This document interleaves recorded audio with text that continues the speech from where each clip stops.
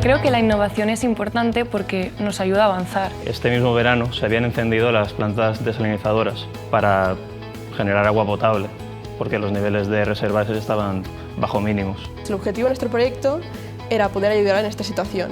Un modelo predictivo del consumo de agua en los distintos sectores, tanto doméstico, industrial como comercial.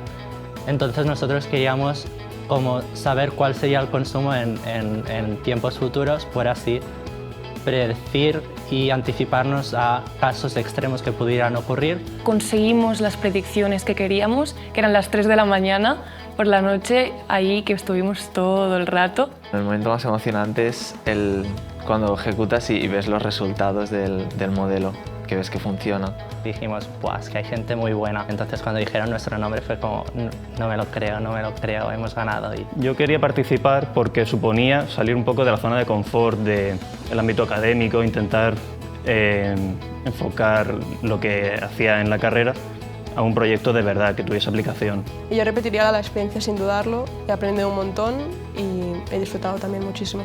Aprendizaje, Datos, Innovación, Futuro, Análisis, talento, impacto.